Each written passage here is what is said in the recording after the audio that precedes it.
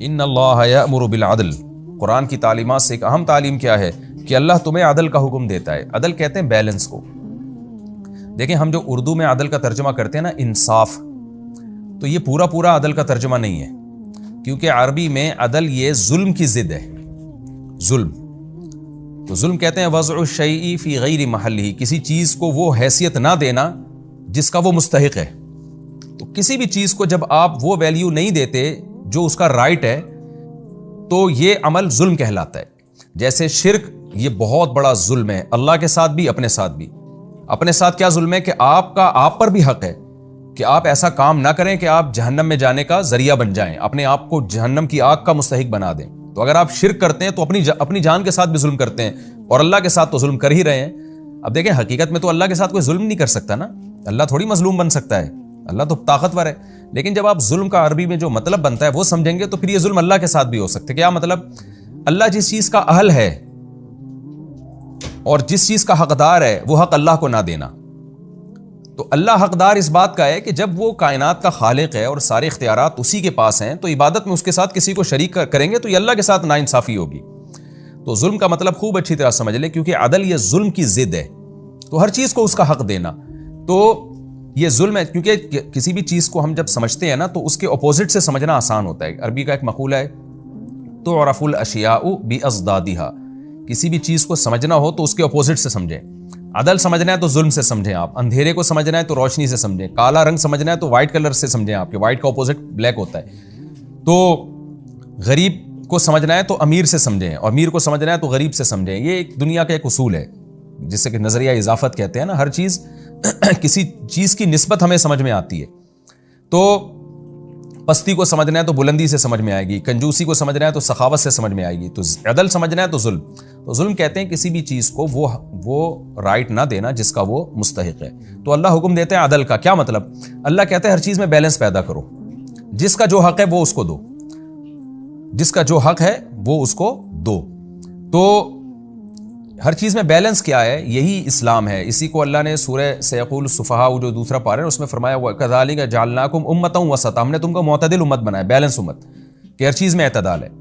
تو اسلام کے آپ تمام احکام کو اگر دیکھیں گے نا تو ہر چیز میں آپ کو بیلنس نظر آئے گا۔ اس پر میں چونکہ تفصیلی کئی دفعہ بیان کر چکا ہوں، اور یہ ہمارے تفسیر کے لیکچر میں زیادہ ڈیٹیل میں بھی نہیں جاتا، میرے بیانات میں اس پہ بہت دفعہ میں نے اسلام کے حکام پر بیان کیا ہے کہ وراثت کے حکام میں، نکاح طلاق کے حکام میں، عبادت کے حکام میں، اور زکوٰۃ کے حکام میں، مالی عبادتیں ہوں، جسمانی عبادتیں ہوں، ہر چیز میں آپ کو بیلنس نظر آئے گا۔ اور اسلام کے علاوہ جتنی تحریکیں، جتنے مذاہب ہیں، آپ کو اس میں بے اعتدالی نظر آئے گی۔ کہیں ایسے اتنے حقوق نظر آئیں گے، جیسے عورت ہی کے حقوق دیکھ لیں، بعض سوسائٹیوں نے عورت کو حقوق دینے پر آئے تو مرد اور عورت کا فرق ہی ختم کر دیا، اور بعض جب چھیننے پر آئے تو عورت کو ایک پاؤں کی جوتی بنا دیا انہوں نے۔ اسلام نے اس میں بیلنس کیا۔ تو مالی معاملات میں آپ دیکھ لیں، بعض قوموں کے ہاں بس چوری اور جوا حرام ہے، باقی سود ان کی سوسائٹی میں ہے، جس کی وجہ سے بیڑا غرق ہو گیا۔ اور بعض لوگوں نے کیا کیا کہ عبادت میں اتنا غلو کیا کہ رہبانیت کی طرف چلے گئے، تجارت ہی چھڑوا دی لوگوں سے۔ تو ہر چیز میں بیلنس، تو اسی کا اللہ نے حکم دیا۔ اچھا، لوگوں کے ساتھ انصاف کرنا یہ بھی اس آیت میں داخل ہے، کیونکہ اس میں بھی آپ بیلنس کہ بھائی جو حقدار ہے اس کو اس کا حق ملے۔ اگر کوئی قاضی جج فیصلہ کرتا ہے جس میں مظلوم کی مدد نہیں کی جاتی تو یہ بھی بے عدلی ہے، یہ بھی ظلم ہے، کیونکہ ناانصافی بھی بے اعتدالی کی ایک قسم ہے۔ تو اس آیت میں صرف ناانصافی داخل نہیں ہے، بلکہ کہیں بھی آپ اعتدال کی راہ سے ہٹتے ہیں تو وہ تمام کی تمام آیتیں، وہ تمام کی تمام صورتیں اس آیت میں داخل ہیں۔ اور یہ آیت اتنی جامع ہے کہ حضرت عمر رضی اللہ تعالیٰ عنہ نے جمعے کا خطبے میں اس کو شامل کرنے کا حکم دیا۔ اس کے بعد سے آپ دیکھتے ہیں اکثر خطیب حضرات جمعے میں یہ آیت پڑھتے ہیں، کیونکہ بڑی جامع آیت ہے۔ تو اللہ تعالیٰ فرماتے ہیں ان اللہ یأمر بالعدل، اللہ عدل کا حکم دیتے ہیں، یعنی ہر ایک کے حقوق کے معاملے میں اعتدال، سب کو اس کا حق ادا کرو۔ والاحسان، اور پھر عدل کے بعد احسان، یہ عدل سے اوپر کا درجہ ہے، یعنی ایکسیلنسی پیدا کرو اس میں۔ اچھا سلوک بھی احسان کی ایک قسم ہے، یعنی صرف اتنا مت کرو کہ تم ظلم سے بچ گئے، بلکہ اور ایک اسٹیپ اور آگے جانے کی کوشش کرو، اور زیادہ اچھا سلوک کرو لوگوں کے ساتھ۔ اللہ کے ساتھ احسان یہ ہے کہ جتنی عبادت کا اس نے حکم دیا اس سے زیادہ کی جائے، اور وہ عبادت بھی خشوع و خضوع سے کی جائے۔ اور مخلوق کے ساتھ احسان یہ ہے کہ جو مخلوق کے جو واجب حقوق ہیں وہ بھی ادا کیے جائیں بھرپور طریقے سے، اور ان پر مزید آپ اس کے ساتھ اچھا سلوک بھی کریں، جیسے زکوٰۃ کے علاوہ بھی آپ صدقات و خیرات دیں ان کو.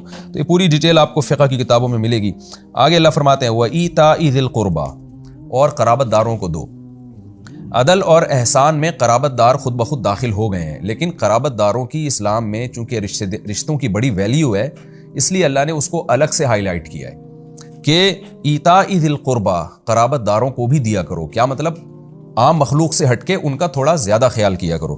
وَيَنْهَا عَنِ الْفَحْشَاءِ وَالْمُنْكَرِ، اور اس کے ساتھ ساتھ اللہ تمہیں کھلی بے حیائی سے اور ہر طرح کے گناہ سے بھی تمہیں روکتا ہے. یہ سب چیزیں عدل اور احسان میں آ گئی ہیں، لیکن الگ سے بیان کیا جا رہا ہے تاکہ لوگ ان کو ویلیو زیادہ دیں. والبغی، اور اللہ ظلم سے بھی روکتا ہے. بغی کا مطلب جو عام ظلم ہے کہ آپ کسی کے اوپر ظلم زیادتی کرتے ہیں. یہ عدل میں آ گئی یہ چیز، لیکن اس کو الگ سے ہائی لائٹ کیا جا رہا ہے تاکہ لوگ اس کو خصوصی طور پہ فوکس کریں کہ ٹھیک ہے ہم نے عدل کرنا ہے، لیکن کسی پہ خاص جب ہم ظلم کر رہے ہوتے ہیں تو بعض دفعہ انسان کو جب عمومی احکام دیے جاتے ہیں تو اس کی توجہ اس کی طرف نہیں جاتی. خاص طور پر جیسے اس کی مثال ایسے ہے جیسے کوئی ڈاکٹر کسی کو کہہ رہا ہو کہ آپ اپنی صحت کا خیال رکھیں. اب صحت کا خیال رکھنے میں سب چیزیں آ گئیں بھائی، ڈائٹ آپ کی بیلنس ہونی چاہیے، ایکسرسائز ہونی چاہیے، اور ٹائم پہ سونا ہو، نیند پراپر ہو، وغیرہ وغیرہ. لیکن ڈاکٹر پھر چند چیزوں کو الگ سے ہائی لائٹ کر رہے ہوتے ہیں. بھائی آپ اپنی صحت کا خیال رکھیں، لیکن یعنی آپ اپنی صحت کا خیال رکھیں، خوراک کو آپ کنٹرول کریں، بڑا گوشت چھوڑ دیں، یہ کھائیں وہ کھائیں. تو وہ الگ سے کچھ چیزوں کو ہائی لائٹ کیا جاتا ہے. تو قرآن بھی چونکہ واضح و نصیحت کی کتاب ہے نا، صرف نالج کی کتاب نہیں ہے، تو اس لیے اس میں بھی بہت زیادہ تکرار ملتا ہے ہمیں. تو اللہ نے الگ سے کچھ چیزوں کو ہائی لائٹ کیا کہ اللہ تمہیں عدل اور احسان کا حکم دیتا ہے، رشتہ داروں کو دینے کا حکم دیتا ہے، کھلی بے حیائی ہو یا چھپی بے حیائی ہو، ہر طرح کی برائی سے تمہیں روکتا ہے. والبغی، اور اسپیشلی ظلم سے تمہیں روکتا ہے. یعظکم، اللہ تمہیں نصیحت کر رہا ہے، لعلکم تذکرون، تاکہ تم نصیحت حاصل کرو. تو اس آیت پہ ہمیں غور کرنا چاہیے، بہت جامع آیت ہے. آگے حکم ہے وَأَوْفُوا بِعَهْدِ اللَّهِ إِذَا عَاهَدتُّمْ، جب تم عہد کیا کرو تو اللہ کے عہد کو پورا کرو. دیکھیں اللہ کا عہد کا مطلب کیا ہے؟ ہر طرح کا جو عہد ہے نا اسلام میں وہ اللہ ہی کا عہد ہے، خوب سمجھ لیں. اس سے یہ مراد نہیں ہے، صرف اتنا اس میں داخل نہیں ہے کہ آپ اللہ سے کوئی ایگریمنٹ کرتے ہیں تو وہ پورا کریں، مخلوق کا ایگریمنٹ پورا نہ کریں. نہ. اس آیت کی تفسیر میں مفسرین لکھتے ہیں کہ کیونکہ اللہ نے ہر قسم کے عہد کو پورا کرنے کا، ایگریمنٹ کو پورا کرنے کا حکم دیا ہے، لہٰذا جب انسان سے ایگریمنٹ کرے گا نا تو وہ بھی اصل میں اللہ سے ایگریمنٹ ہوتا ہے. یعنی جب آپ کسی سے ایگریمنٹ کرتے ہیں کہ تم یہ کام کر دو تو اس کے بدلے میں یہ کروں گا، یہ ایگریمنٹ ہو گیا نا، یا جنگ بندی کا ایگریمنٹ ہو گیا، تو یہ بھی اصل میں حقیقت میں اللہ سے آپ نے ایک ایگریمنٹ کیا ہے، کیونکہ اللہ نے آپ کو ایگریمنٹ کے پورا کرنے کا حکم دیا ہے، تو یہ بھی اللہ کا ایگریمنٹ بن جائے گا. تو ہر ایگریمنٹ وہ اللہ ہی کا ایگریمنٹ ہے.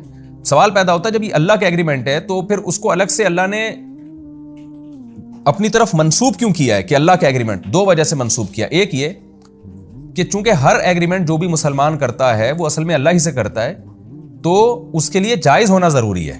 ایسا ایگریمنٹ جو حرام ہے، ناجائز ہے، وہ اس سے خارج ہو گئے سارے کے سارے. مثال کے طور پر کوئی مسلمان کسی سے ایگریمنٹ کر لیتا ہے کہ تم نے میرا یہ کام کیا، کوئی غیر مسلم کہتا ہے میں تمہارا یہ کام کر دیتا ہوں، اس کے بدلے میں تم مجھ سے ایگریمنٹ کرو کہ تم شراب پیو گے میرے ساتھ. تو اب یہ جو ایگریمنٹ ہے نا، یہ چونکہ اسلام میں حرام ہے، شراب آپ نہیں پی سکتے اور اس ایگریمنٹ کو توڑنا واجب ہے، تو کسی بھی طریقے سے آپ اس غیر مسلم کو راضی کریں گے مگر آپ یہ ایگریمنٹ پورا نہیں کر سکتے. تو اس لیے اللہ نے ہر ایگریمنٹ کا تذکرہ نہیں کیا یہاں پر. وہ ایگریمنٹ جو اللہ کا ایگریمنٹ ہو، کیا مطلب؟ اللہ کی طرف سے اس کی پرمیشن ہو. سودی ایگریمنٹ اسلام میں کالعدم ہے، شراب کے، زنا کے، کوئی بھی ناجائز آپ نے ایگریمنٹ کر لیا کہ میرا یہ کام تم نے پورا کر دیا یا تم نے میرا یہ کام پورا کر دیا تو جس بندے کو، فلاں بندے کو میں قتل کر دوں گا جس کو تم قتل کرنا چاہتے ہو. اب یہ ظلم ہے، یہ ایگریمنٹ حرام ہے. تو عہد اللہ کا مطلب کیا؟ اللہ کا عہد کیا مطلب؟ وہ عہد جس کے پورا کرنے کا اللہ نے حکم دیا ہے. تو اس میں صرف جائز ایگریمنٹ داخل ہے. ایک حکمت تو یہ، اور دوسرا اللہ کا تذکرہ اس لیے کیا گیا تاکہ مسلمان ایگریمنٹ کو پورا کرنے میں دوسری قوموں سے زیادہ اس کو اہمیت سے لیں، دوسری قوموں سے زیادہ پابند ہوں ایگریمنٹ کو پورا کرنے میں. کیونکہ دوسری قومیں جب ایگریمنٹ کرتی ہیں کسی بھی قوم سے تو وہ اس کو ایک انسانی ایک حقوق کا مسئلہ بناتی ہیں کہ انسان جب ایگریمنٹ کرے تو اس کو ایک اخلاقی ذمہ داری ہے کہ پوری کرے. لیکن مسلمان جب ایگریمنٹ کرے گا تو اس کو یہ آیت یاد آئے گی کہ اللہ نے بتا دیا ہے کہ ہر ایگریمنٹ وہ میرا ہی ایگریمنٹ ہوتا ہے، تو وہ اللہ کا حکم سمجھ کے اس کو پورا کریں اور اس کی اہمیت ان کے دلوں میں زیادہ ہو.